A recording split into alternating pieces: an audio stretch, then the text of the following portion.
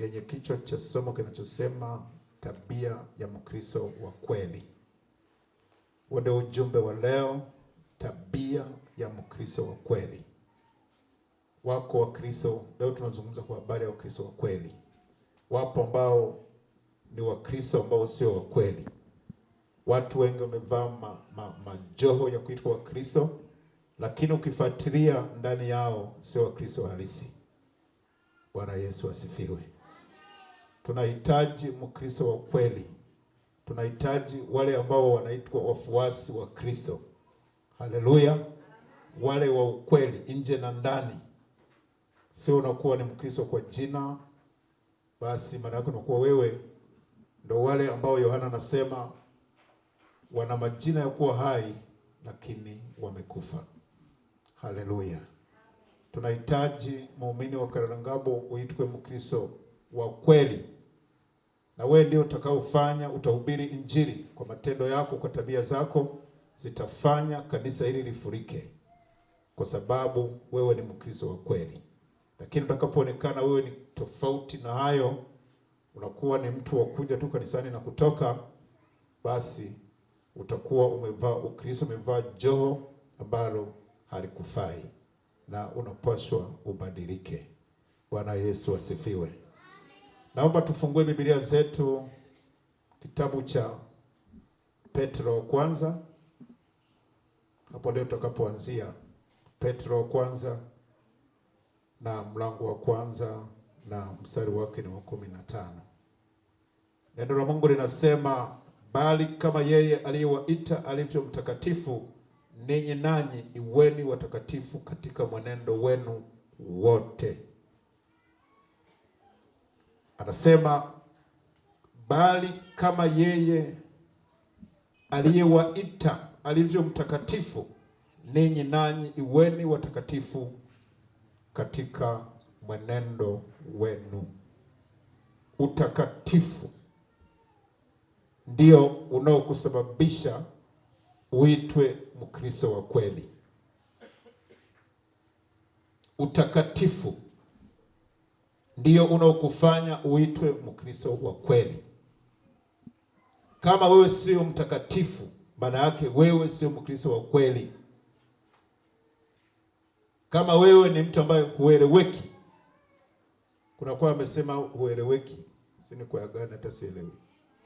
Neema kwaya. Kama wewe hueleweki, maana yake wewe sio Mkristo wa kweli.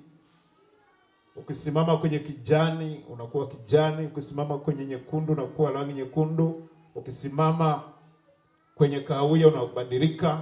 Hapana, tunahitaji Wakristo wa kweli, wale ambao wanakuwa na mifano kama kina Danieli. Haleluya. Walioambiwa waabudu sanamu wakasema hapana. Kama ni swala kuabudu sanamu, ni bora mtu tupe kwenye tanuru la moto. Ni bora mtu tupe kwenye tundu la simba. Tunahitaji Wakristo wawe wa namna hiyo. Sio mtu unakumbana na shida, kumbana changamoto tayari umeshabadilika. Kumbana na furaha, unakumbana na nini tayari mabadiliko yametokea. Hapana, wewe utakuwa sio Mkristo halisi wa kweli, maana yake utakuwa unadanganya. Bwana Yesu asifiwe. Neno la Mungu amesema, Petro akiwaandikia watu wote, anasema, bali kama yeye aliyewaita alivyo mtakatifu, ninyi nanyi iweni watakatifu katika mwenendo wenu wote. Kuwa watakatifu ndicho kibali kinachokufanya uwe Mkristo wa kweli. Utakatifu. Na tunaposema tabia, maana yake ni jumla, ni mwenendo wa maisha ya mtu. Tabia ni mwenendo wa maisha ya mtu, jinsi vile mtu anavyoenenda.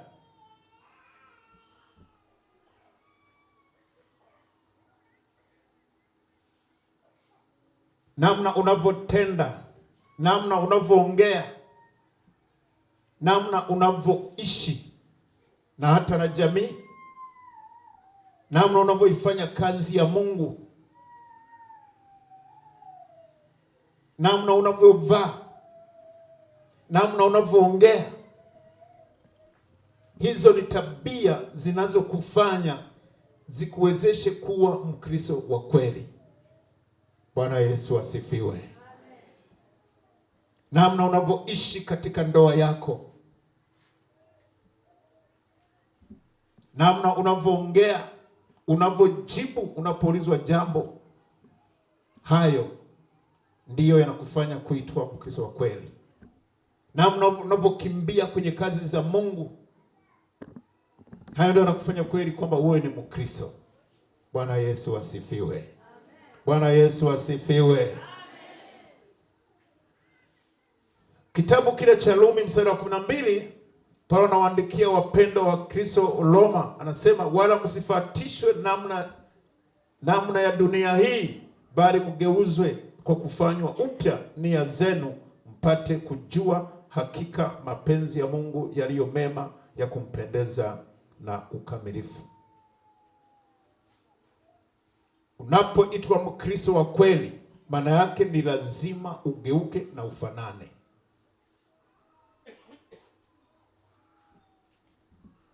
Swala kuingia mkanisani na kutoka, hilo haliwezi kukuita kwamba wewe ni Mkristo wa kweli. Hapana. Tunahitaji uwe Mkristo ambaye kwa ndani na kwa nje kweli wewe ni Mkristo wa kweli halisi. Na huyo ndio anayepata kibali machoni pa Mungu. Huyo ndiye anasema ukiniita nitaitika, nami nitakuonyesha mambo makubwa na mazito usiyoyaweza. Huyo ambaye maisha yake ni ya utakatifu. Huyo ambaye anakwepa dhambi. Huyo ambaye ameamua kuishi maisha ya kujitoa. Maisha ya kuachana na dunia. Maisha ya kuiambia dunia pita huko na mimi nipite huku. Maisha ya kushuka, maisha ya kunyenyekea. Huyo ndio anaitwa Mkristo wa kweli. Haleluya. Sio vinginevyo. Naomba tuangalie vigezo vinavyothibitisha kuwa wewe ni Mkristo wa kweli. Jambo la kwanza, ili uwe Mkristo wa kweli ni lazima uwe umezaliwa mara ya pili. Haleluya. Kuzaliwa mara ya pili. Naomba tusome kitabu cha Yohana.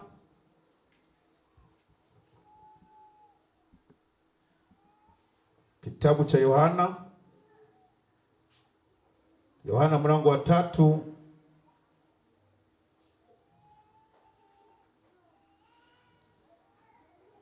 Na mstari wa 5.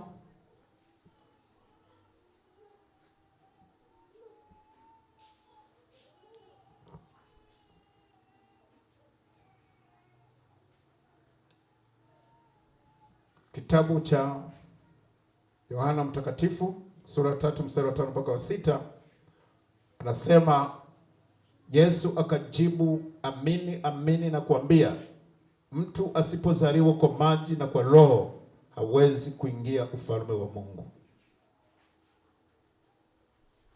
Kilichozaliwa kwa mwili ni mwili, na kilichozaliwa kwa Roho ni roho. Bwana Yesu asifiwe. Haya maneno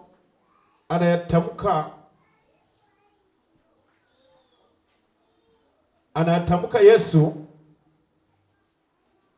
baada ya kufatwa na mtu mmoja anaitwa Nikodemu. Nikodemu huyu alikuwa ni Farisayo, alikuwa ni mwanasheria, alikuwa amesomea dini ya Kiyahudi. Alikuwa anajua dini vizuri ya Kiyahudi. Alikuwa anajua Torati ya Musa. Akamfuata Yesu usiku ili asionekane, watu wasijue kabisa kwamba yeye ni mfuasi wa Yesu. Akamuuliza hivi, nifanyeje ili niweze kuurithi ufalme wa mbinguni? Yesu akamwambia, usipozaliwa mara ya pili huwezi kurithi ufalme wa mbinguni. Bwana Yesu asifiwe. Biblia inasema Nikodemu akasema, nawezaje mimi mtu mkubwa kuweza kuingia tumboni mwa mama halafu nizaliwe mara ya pili? Naona Yesu anazungumza mambo ya kiroho, huyu naye anazungumza mambo ya mwilini. Haleluya. Ndio maana huwa anasema wakati mwingine mkikutana wenzetu wanaobishana bishana, oh Yesu sio mwana wa Mungu, Yesu yuko hivi, mbona alikula? Wale wako kimwili. Bwana Yesu asifiwe. Nikodemu akawa kimwili, akasema nawezaje kuingia tumboni mwa mama wakati mimi ni mkubwa? Yesu akamwambia, usipozaliwa kwa maji na kwa Roho Mtakatifu huwezi kurithi uzima wa milele. Haleluya. Anazungumza habari ya ubatizo. Ubatizo ambao Yesu mwenyewe alibatizwa wa maji mengi. Lakini anazungumza habari ya ubatizo wa Roho ambao ni Yesu mwenyewe anayebatiza kwa Roho. Kwa hiyo Mkristo yote anayejiita Mkristo wa kweli ni lazima au amepita katika hatua hizo. Lakini ninaposema kupitia hatua hizo, inawezekana umebatizwa. Kuna watu wamebatizwa lakini bado wamebaki ni wale wale. Kubatizwa na kusema kuzaliwa mara ya pili, maana yake ni kuacha tabia za mwanzo na kugeuka. Biblia inasema ya kale yamepita, sasa yamekuwa mapya. Maana yake unakuwa mtu mwingine. Tunategemea watu waliobatizwa, maana yake ni kufa na kufuka na Yesu. Maana yake ulipokwenda kubatizwa ulizika zile tabia. Na sasa ulipoinuliwa, maana yake umefufuka. Umezaliwa mara ya pili, umekuwa ni kiumbe kipya, sio yule mlevi. Lakini si ajabu leo wazinzi wanaitwa Wakristo na wako makanisani. Walevi wanaitwa Wakristo lakini wako makanisani. Leo tuna wambea, waongo. Walibatizwa lakini wako makanisani na hawataki kuacha. Maana yake wewe sio Mkristo wa kweli. Tunaposema kubatizwa, maana yake ni kugeuzwa, ni kubadilika mwenendo wako, tabia zako ni lazima zifanane na watu wanaokwenda mbinguni. Haleluya.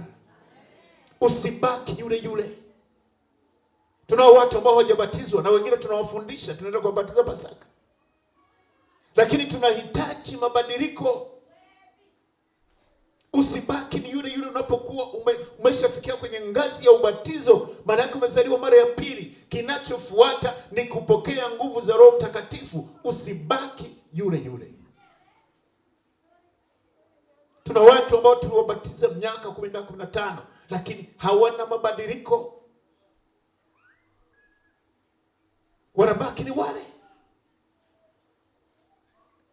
Niliwaambia siku moja mimi nimepata aibu, niko nashuhudia watu waokoke.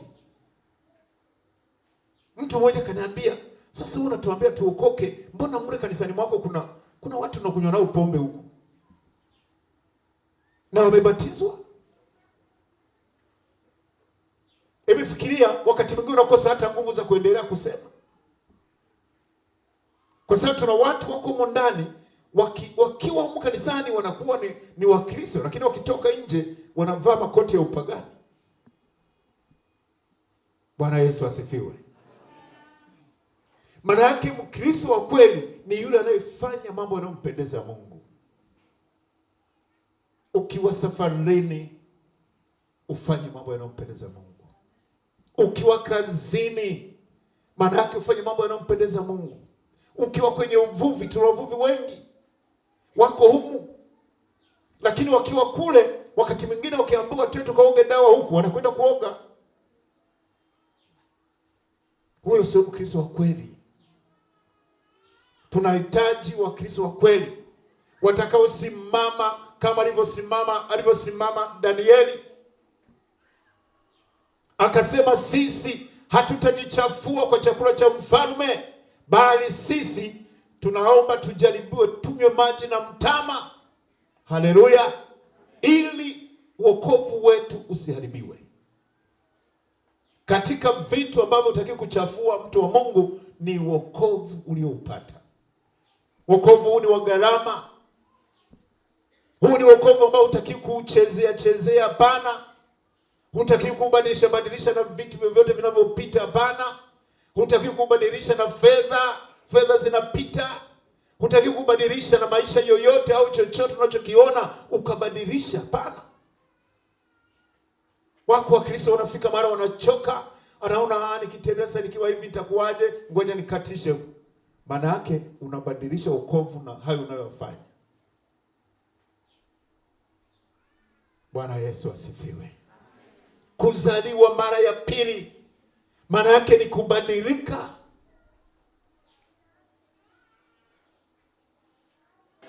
Jambo la pili, Mkristo wa kweli ni kukua kiroho. Unapokuwa umeokoka,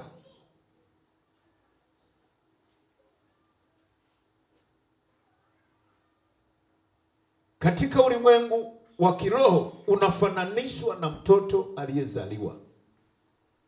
Ukiokoka maana yake ni kwamba unafananishwa na mtoto aliyezaliwa katika ulimwengu wa kiroho. Tunategemea uweze kukua kiroho. Tunategemea uweze kupiga hatua. Usije kutalii tu kanisani hapana.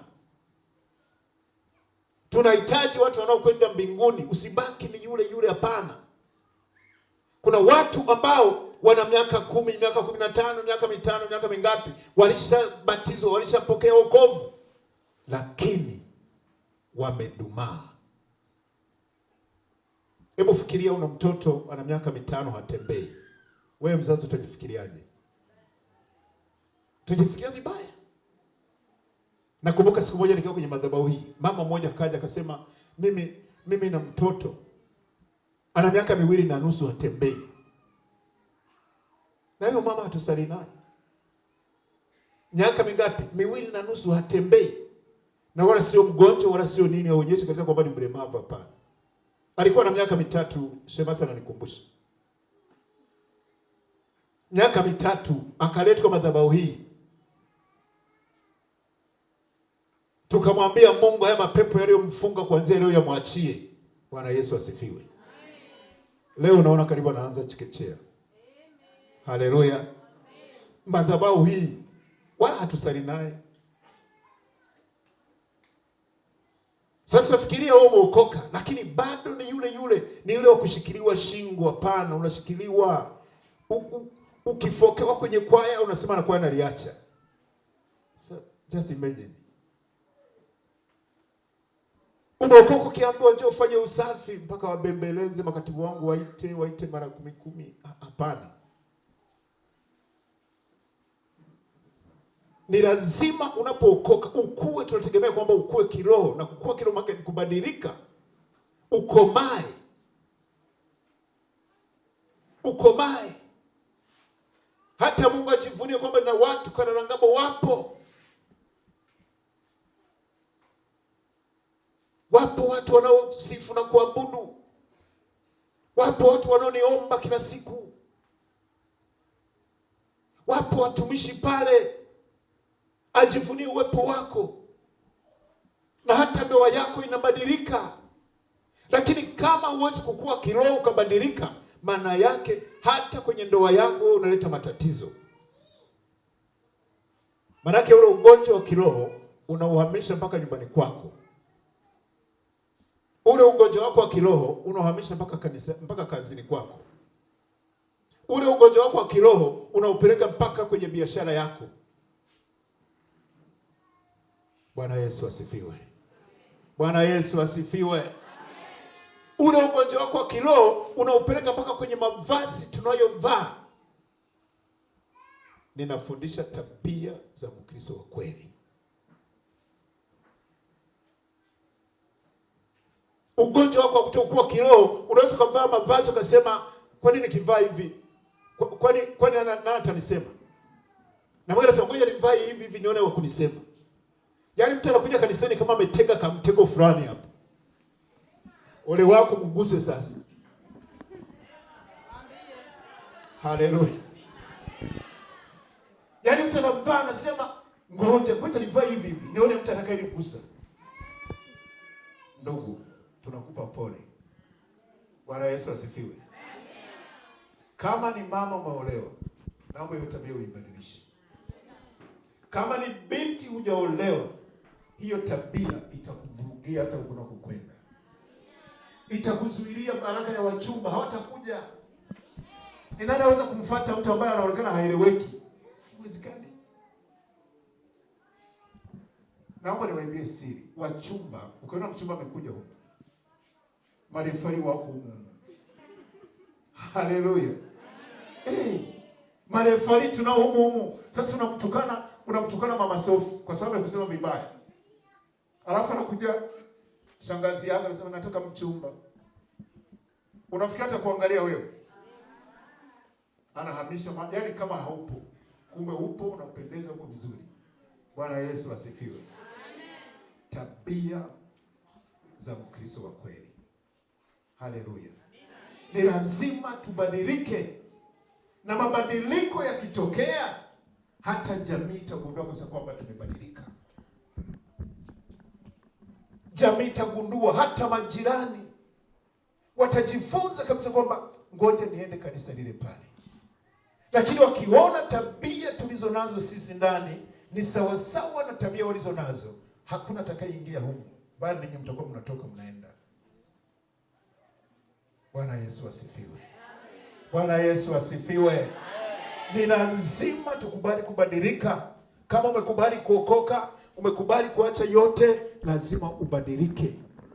Usiwe yule yule. Usiwe yule yule, hapana. Lazima mabadiliko yafanyike. Uonekane kabisa kwamba unasali kanisa la Karalangabo, uonekane ni mnyenyekevu, ni mtulivu. Ukiwa kanisani unasikiliza neno la Mungu, na neno la Mungu ndio linakutengeneza na kubadilisha. Kuna wengine wakija kanisani, yeye ni kwaya. Nyimbo zikishaisha anaondoka zake. Ukimtafuta Jumatano, muone. Ukimtafuta Ijumaa, hayupo. Jamani, wewe si Mkristo wa kweli. Ni lazima tujitathmini. Tunaposema tabia za Mkristo, maana yake ni kwamba ni kuangalia mahali ambapo hatuko vizuri, ili huu mwaka 2025 yafanyike mabadiliko. Bwana Yesu asifiwe. Amen. Kwa ni lazima tukubali kukua kiroho. Tusibaki wale wa kutambaa pana. Lazima tubadilike. Hata Mungu aliyeko mbinguni aseme Karalangabo nina watu. Ukue kiroho. Tangu umeokoka, tangu umebatizwa, hujawahi kukanyaga hata katikati ya wiki.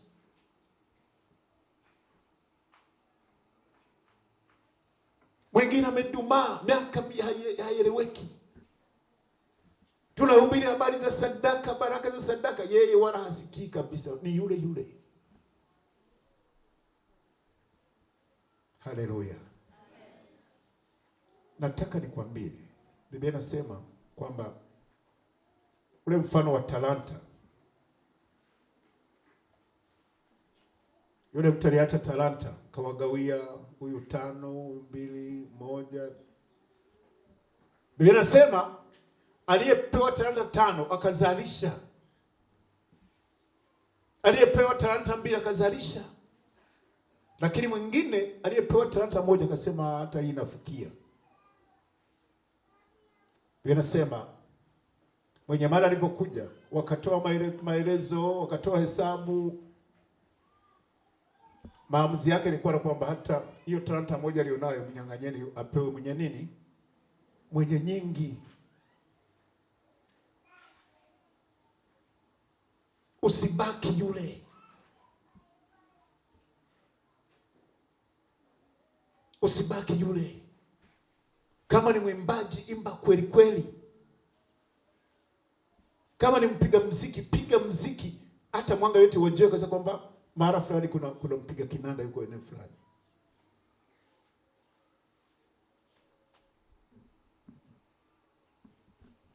Tufanye kazi ya Mungu, tukue. Usibaki yule yule kusukumwa, usafi kusukumwa, kuja kanisani kusukumwa. Nimeona na faini kwenye kwaya, ombeni Roho Mtakatifu awe kengele. Yaani mtu wakati mwingine anaogopa faini. Anasema sasa faini. Naomba kengele iimbe ndani ya watoto wa Mungu. Bwana Yesu asifiwe. Mtu aliyekuwa kiroho hawezi kucheleweshwa na ugali. Hapana. Mtu mwingine hajawahi kufunga. Tunatangaza kufunga kwamba Ijumaa tutafunga. Mume wake anamwambia kesho kanunue nyama. Hafungi tena. Nyama zinatengua udhu kwa wenzetu. Haleluya. Kama wewe ni Mkristo wa kweli, hata kama mume wako ameleta masangala ya makubwa, yaache hapo nyumbani. Wewe njoo kwa Bwana. Utamfanya aendelee kuleta na mengine. Utayakuta ile ni ya kwako. Unakuta mtu nini? Hapana. Ni lazima tufanyike mabadiliko, tukue kiroho. Lazima tukue kiroho. Ni lazima tuhame viwango vingine, tusibaki wale wa kushikwa mashingo. Hapana. Ili sio kanisa la watu wa kushikwa mashingo. Hapana. Kuna watu wako nje ambao wanatakiwa kuingia, wanatakiwa kuokoka. Ni wewe ambao unatakiwa kwenda kuwashuhudia, kueleza habari ya neno la Mungu, waingie wapate uzuri wa Yesu Kristo unaopata wewe. Lakini kama wewe mwenyewe ni wa kushikwa shingo, wala haiwezekani. Haiwezekani. Mtu mwingine tukamwambia hivi, nikasema basi kwa sababu na kanisani kwetu nitakupa mtu fulani atakaye kuja kukuchukua. Atakuleta siku fulani. Majibu nilojibiwa niambia, mbona yeye mwenyewe huwa asali? Aisee, wakati mwingine mpaka unachoka. Huyo nilimwambia kwamba atakuleta, alisema mbona yeye mwenyewe huwa aje kanisani?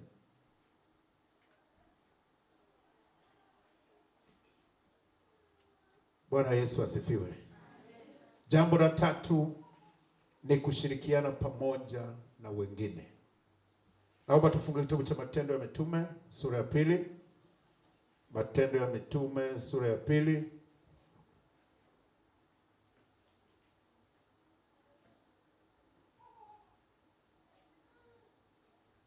Na mstari wake ni wa 42. Kwa kweli lazima awe na ushirikiano na wengine. Bwana Yesu asifiwe. Usijifanye kuwa matawi ya juu. Pana.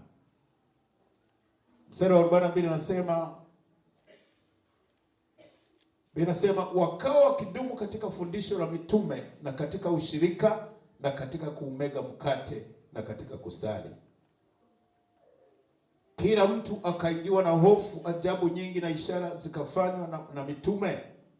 Na wote walioamini walikuwa mahali pamoja na kuwa na vitu vyote shirika, wakiuza mali zao na vitu vyao walivyokuwa navyo, na kuwagawia watu wote kama kila mtu alivyokuwa na haja.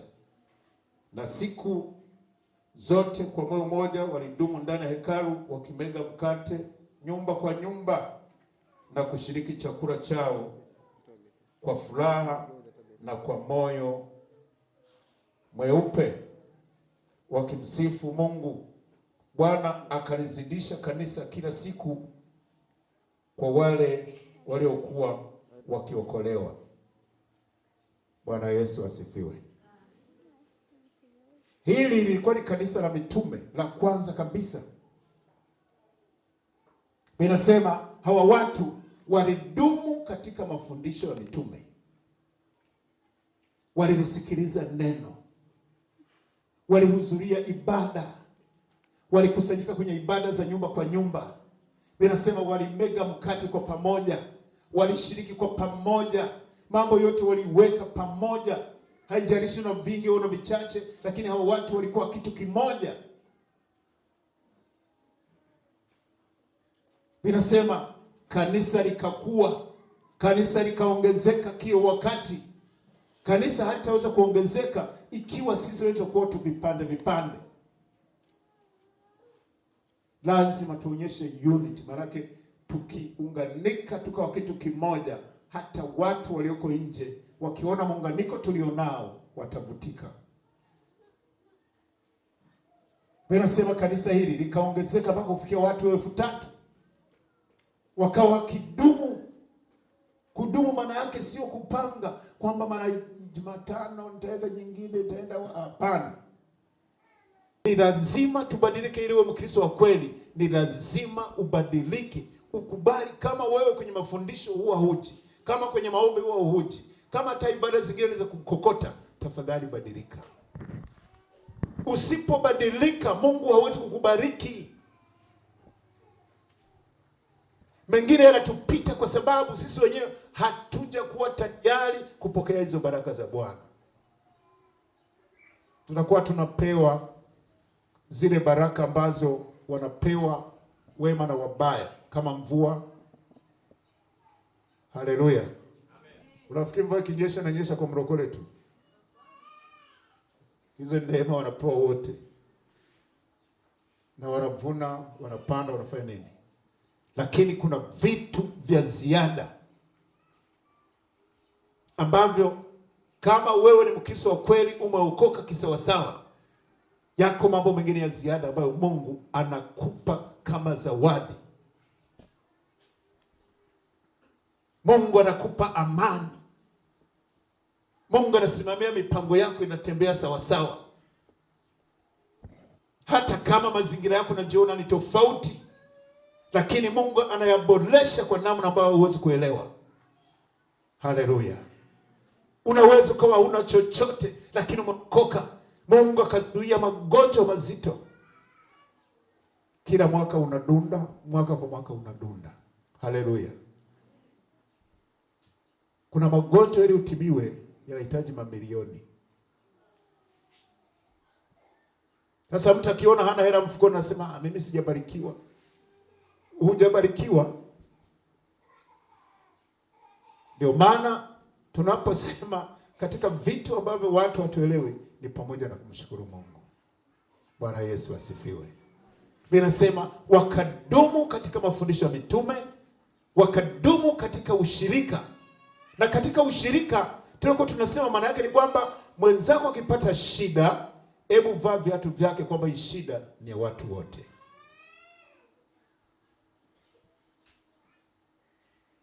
Useme ningekuwa mimi.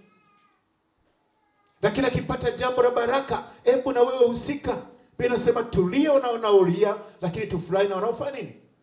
Wanaofurahi wote tufurahi nao. Tumeona ndugu yetu anakuja kusimama, anasema nashukuru makamati kwa sababu mliniunga mkono. Bwana Yesu asifiwe. Haya ndio tunayohitaji katika kanisa hili.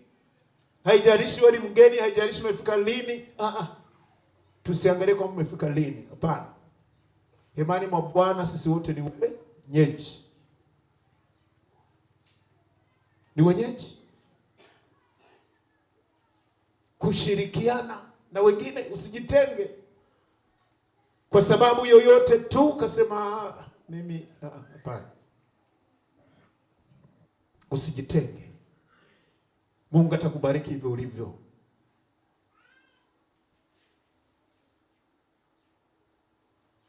Ingia kwenye madhabahu hii, mimi naamini utabarikiwa. Hata yale unayowaza, endelea kumlilia Bwana. Haleluya. Hata yale ambayo unawaza kwamba Mungu akutendee, Mungu atakutendea. Mungu sio dhalimu. Katika mafundisho tunaendelea ya Jumatano, katika kipindi cha maombi ya kung'ang'ania, tulisema yako majibu matatu katika maombi. Iko ndio, iko hapana, lakini iko subiri. Haleluya. Kwa usikate tamaa. Inawezekana kuna jambo mpelekea Bwana bado hajatenda, lakini atatenda. Atatenda. Iko siku utasimama kushuhudia. Ipo siku na dunia itashangaa. Inawezekana ukiangalia hali ya hewa unajiona kama ni kama umetengwa. Hapana. Unapojiona wewe sivyo Mungu anapokuona. Bwana Yesu asifiwe. Mara nyingi wanasema habari za Gideoni.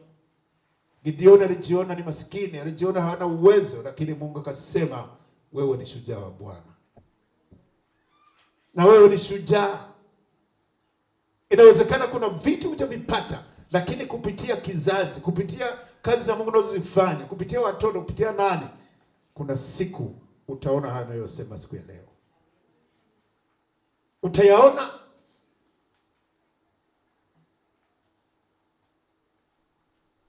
Miaka nyuma, wakati usafiri mgumu, kijana mmoja alikuwa anakaa Kagunga huko. Akakaa Dar es Salaam akafanya kazi. Akawa mke wa kutoka huko. Akawa naye Dar es Salaam.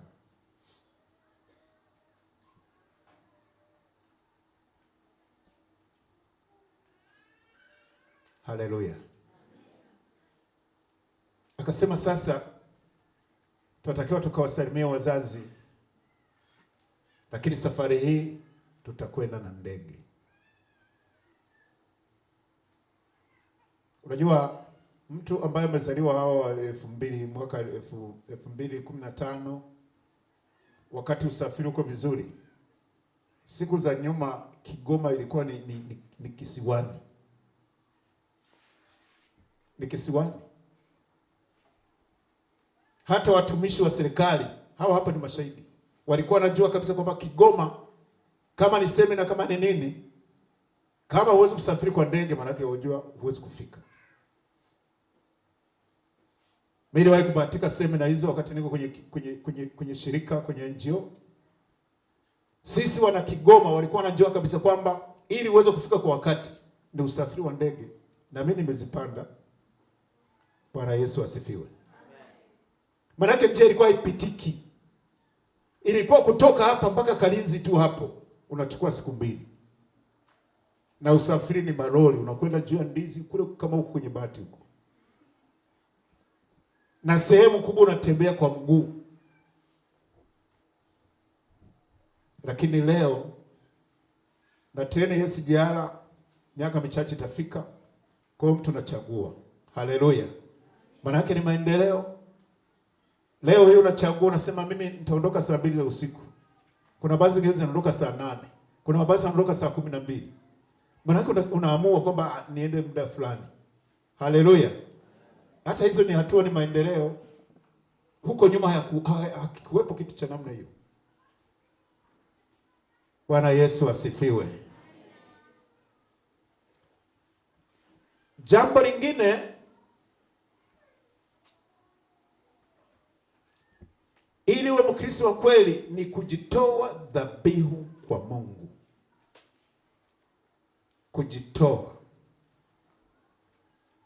Kujitoa kwa kazi ya Mungu. Kwa habari ya kazi ya Mungu usisubiri kusukumwa. Kwa habari ya kazi ya Mungu ni kujitoa, maana kujimalize, ili Mungu anzie pale kukubariki.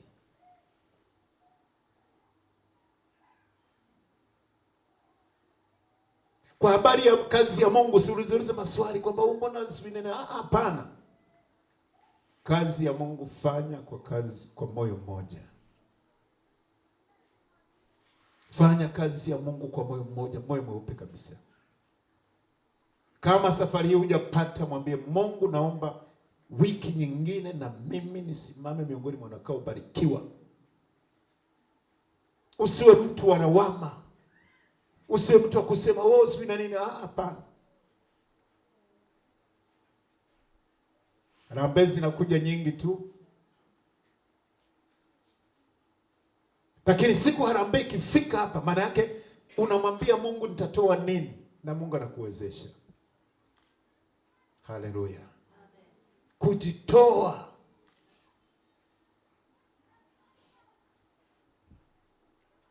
Tuko tunakaribisha mgeni wa Pasaka. Leo watapanga budget. Ukisema mimi naomba huyo mgeni aje kwangu nimhudumie, tutasema hakuna shida. Bwana Yesu asifiwe. Ukasema mchungaji wewe kuja mgeni tarehe fulani, acha nimhudumie. Sisi tutakubariki tu. Niliwahi kuambia kanisa hili nikasema, mimi unayoniona nikiwa Kibirizi, ilikuwa karibu wageni wote 100% wakifika, kama ni wageni wa kukaa siku nyingi, nawaambia siku moja naomba tumhudumie. Ilikuwa ni huduma yetu. Mimi na mama tunasema tunaomba mgeni tumhudumie kwa siku hii ya leo. Pangeni budget ya siku zingine kama ni 2, kama ni ngapi, lakini hii moja tunaomba mtuachie. Tuliona matunda yake baadaye. Ukiona haya yanayofanyika, maana yake ni nini? Ni matunda ya kazi ambayo tulifanya. Walikuwa nakuja wageni wa kuhamasisha. Wale wageni walikuwa nakaa siku 4, siku 4, siku ngapi? Tunawaambia pana, siku moja ni ya kwetu. Na wengine baadaye tulipopata nyumba, tulimwambia Mungu tunaomba nyumba. Tukipata nyumba na wageni watafikia huko. Bwana Yesu asifiwe. Na ndicho kilichotokea. Mungu akatuwezesha tukajenga nyumba. Tukasema sasa, kama mnatafuta, kipindi hicho kulikuwa na wageni wanatoka Burundi, watu 8.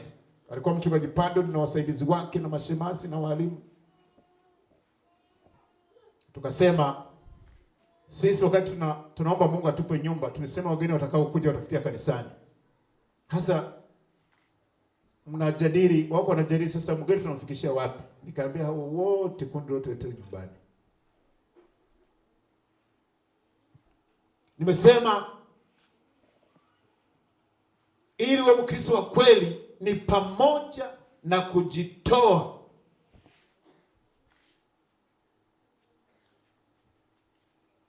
Kujitoa dhabihu kwa Bwana, uwe tayari. Share na mgeni hicho kidogo ulicho nacho. Anapoachia maombi pale, anaposema Mungu abariki, yale maombi hayapiti bure. Bwana Yesu asifiwe.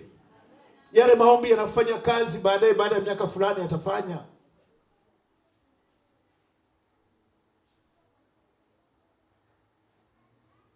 Mkristo wa kweli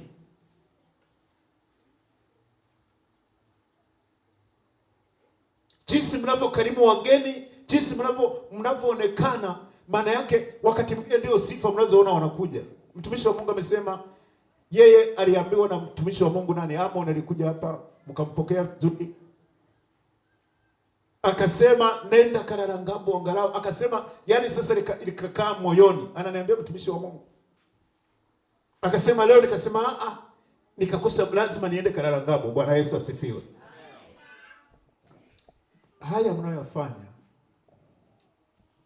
yeye yanasema baadaye yana matokeo. Na mimi nasema yana matokeo. Yana matokeo. Amen. Matokeo yapo, msipozimia mioyo. Tunasubiri matokeo ya gari. Kuna watu walinyosha mikono. Tuseme ni mwaka huu.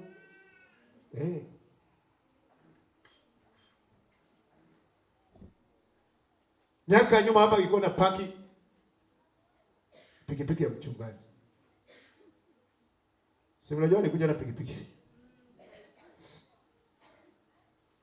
Nikaambia pikipiki zitapaki na magari yatafanyaje? Yatapaki. Na mengine yanakuja. Bwana Yesu asifiwe. Amen. Na mengine yatakuja.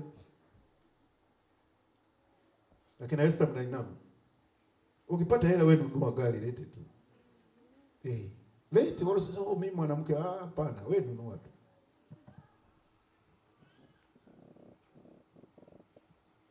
Leo kuna watu wana pikipiki 2 hapa. Si ndio? Wana pikipiki 2. Mungu awabariki.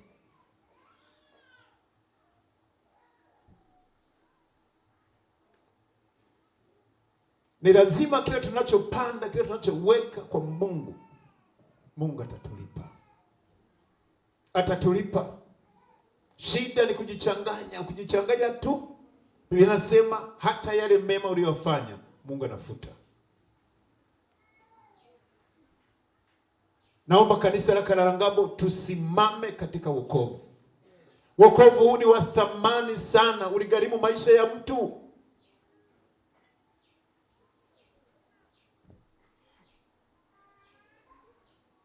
Usikubali mtu yote kuyumbisha kutoka kwenye wokovu, kwenye msimamo wa wokovu, hapana. Ndio maana Paulo anasema ni kitu gani kitakachonitenga na upendo wa Kristo? Anasema ni kitu gani kitakachonitenga na upendo wa Kristo? Je, ni njaa? Je, ni kifo? Je, ni nini? Anasema hakuna chochote, anasema kitakachomtenga na upendo wa Kristo.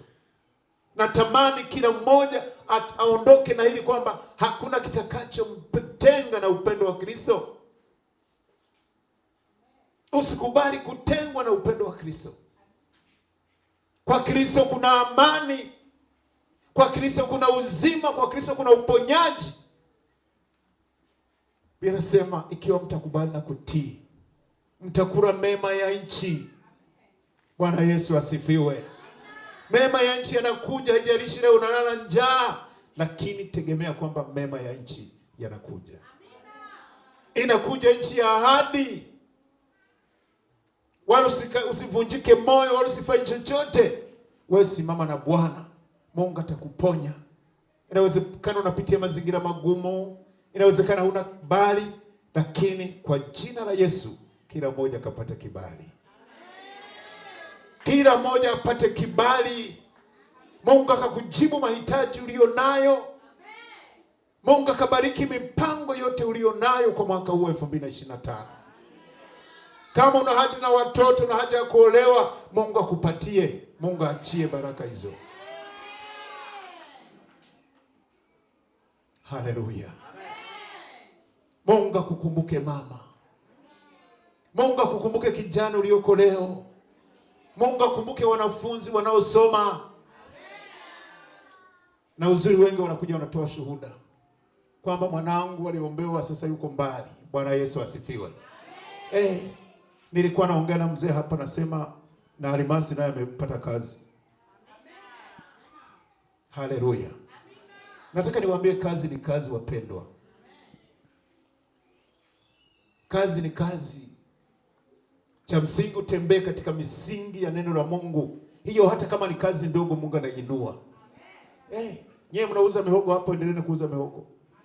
Muuze mihogo na Bwana, mchowe mahindi na Bwana, muuze mandazi na Bwana.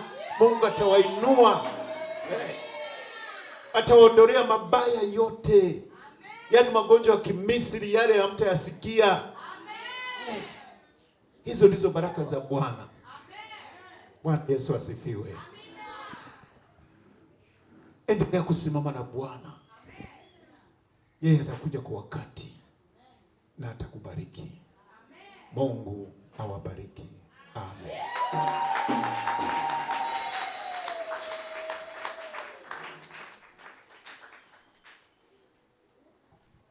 Kanisa, Bwana Yesu asifiwe. Basi ni muda ambao tunaenda kuomba kwa ajili ya wale ambao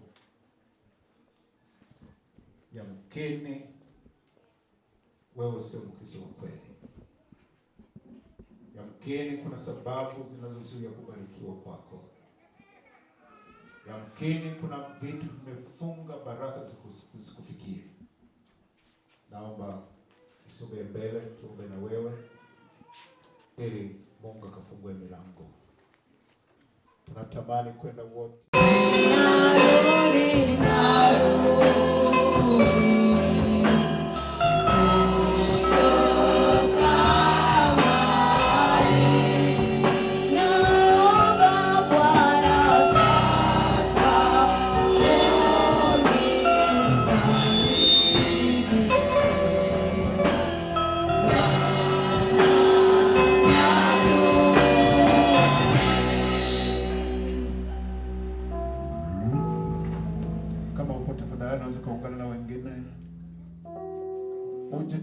Bwana, maisha naoishi sio hayo. Maisha yako yanatakiwa badilishwe.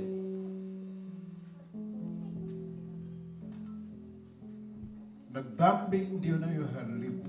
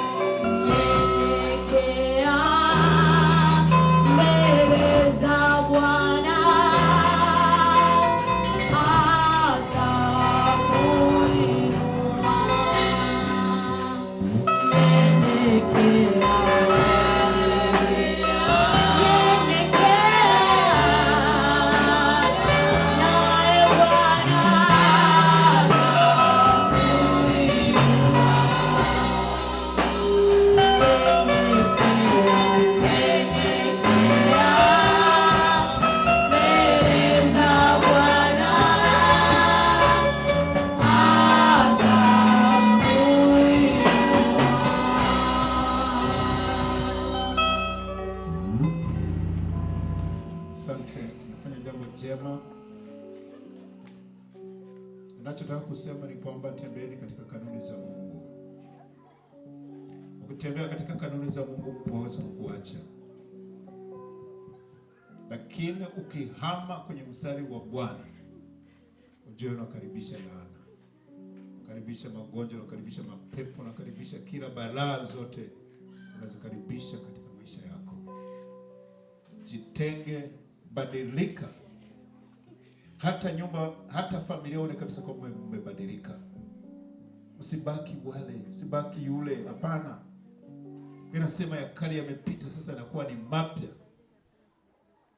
Umjaribu Mungu, uone kama Mungu hata kutendea mambo makubwa unayotaka, unayotamani. Sema, Bwana Yesu,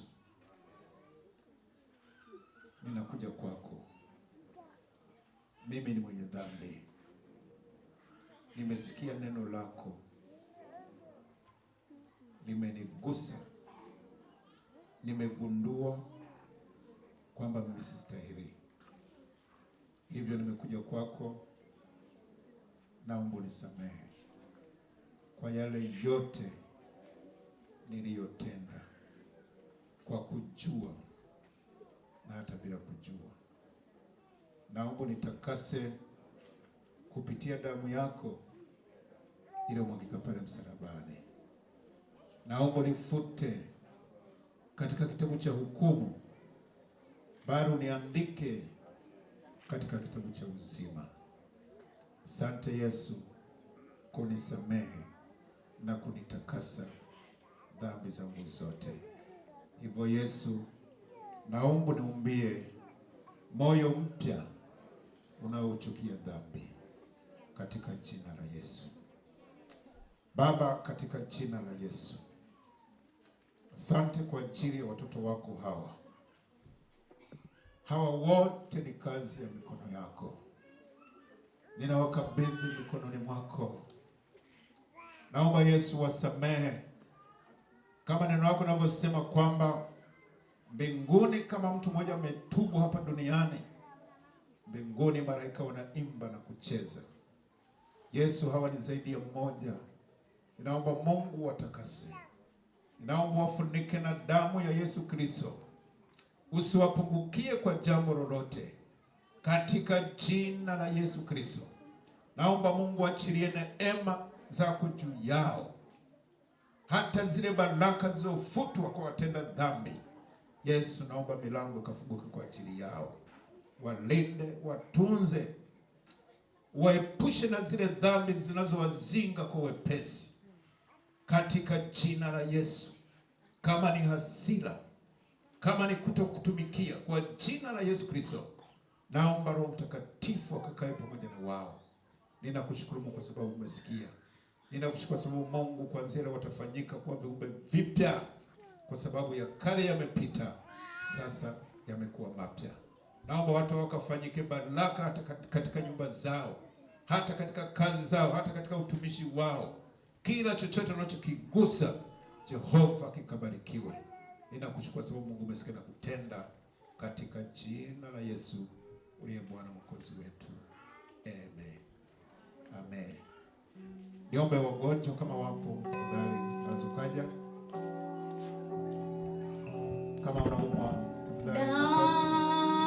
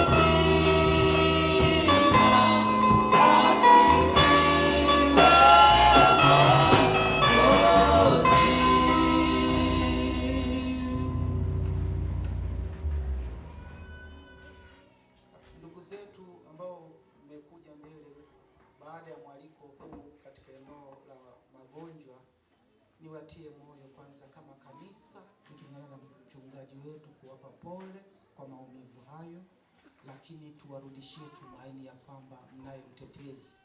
Mnaye mtetezi, mapito yenu mliyatazame katika hali ya kawaida kabisa. Mungu tunayemwabudu ni Mungu anayetenda. Hebu jaribuni kukumbuka maeneo ambayo Mungu amewatetea kwa nyakati tofauti.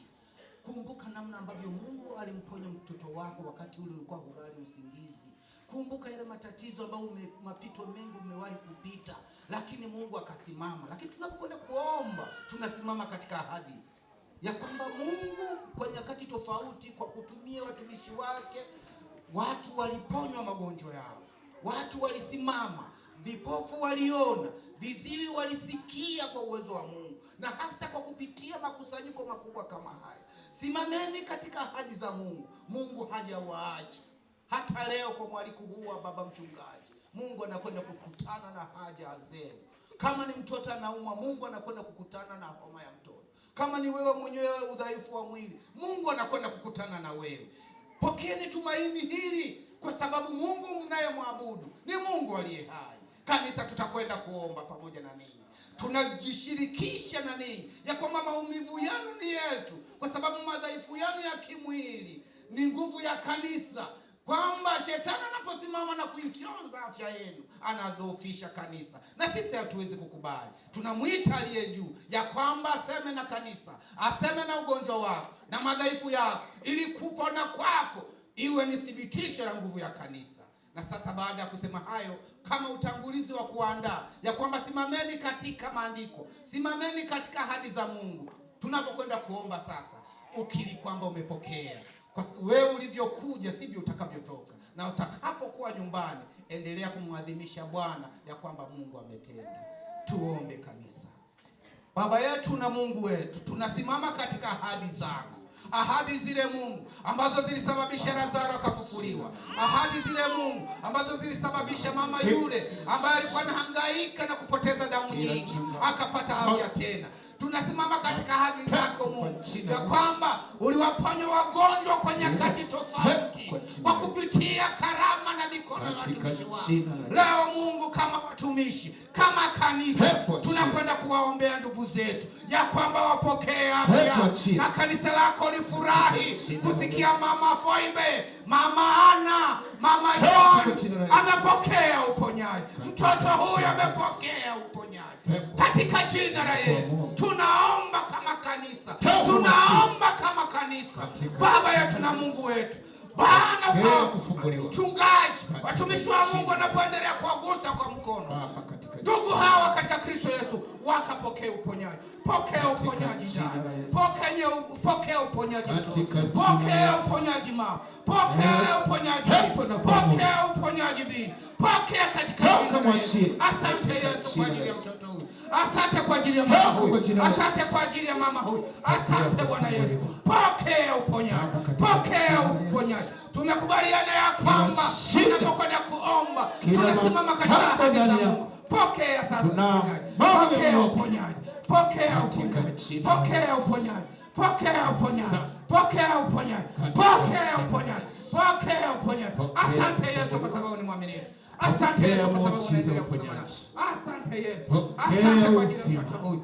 Mungu wetu na Baba yetu, tunakushukuru kwa wema wako. Tunakushukuru kwa ajili ya uponyaji. Asante Yesu kwa ajili ya kanisa lako. Asante Yesu.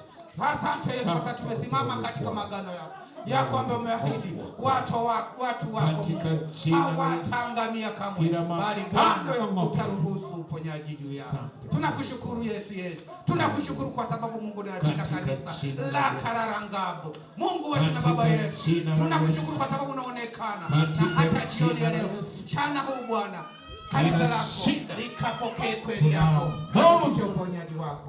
Asante Yesu kwa sababu ni mwema. Asante Yesu kwa sababu umetabaraki. Asante Yesu kwa sababu unaendelea na uponyaji. Asante Yesu kwa sababu utatuacha kamwe. Mungu wetu na Baba yetu, tunaendelea kukutukuza kwa kupokea zawadi ya uponyaji wako. Asante Yesu. Asante Yesu. Asante Yesu kwa sababu ni nguvu. Asante Yesu.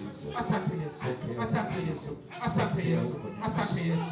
Ponye baba yule, ponye mama yule, ponye binti yule, ponye mtoto yule.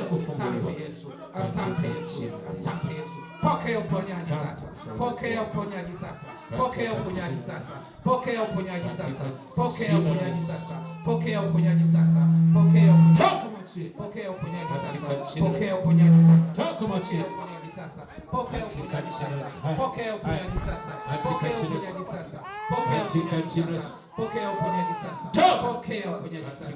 Pokea uponyaji sasa. Pokea uponyaji sasa. Pokea uponyaji. Pokea uponyaji. Baba, pokea uponyaji. Kijana, pokea uponyaji. Mtoto, pokea uponyaji. Mama, pokea uponyaji. Kwa sababu umesimama katika maagano ya kweli. Pokea uponyaji. Asante Yesu. Asante Yesu. Endelea kumshukuru Mungu sasa na wewe ambaye unaumwa ya kwamba asante Bwana Yesu. Niko tayari kupokea uponyaji na nimepokea. Simama katika imani. Endelea katika jina la Yesu. Asante kwa sababu katika jina la Yesu. Tunakushukuru Yesu. Katika jina la Yesu. Katika jina la Yesu. Katika jina la Yesu. Usiwapungukie. Hai. Katika jina la Yesu. Hai. Toka kwa jina la Yesu. Hai. Toka. Hai. Mwache. Hai. Chomoka. Hai. Katika jina la Yesu. Tamka. Toka kwa jina la Yesu. Hai. Katika jina la Yesu. Haya, pepo mchafu toka, mwachie. Haya, mwachie. Katika jina la Yesu. Katika jina la Yesu. Katika jina la Yesu. Katika jina la Yesu. Haya, moto. Toka kwa jina la Yesu.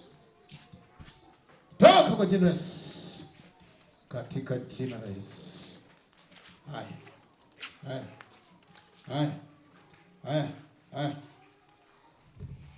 Toka pepo. Toka kwa jina la Yesu. Toka kwa jina la Yesu. Toka kwa jina la Yesu. Katika jina la Yesu. Katika jina la Yesu. Katika jina la Yesu. Haya, pepo mchafu. Ninakuamuru haya. Mwaka utoke katika jina la Yesu. Moto. Achia. Katika jina la Yesu. Toka kwa jina la Yesu. Haya, moto. Moto ulao.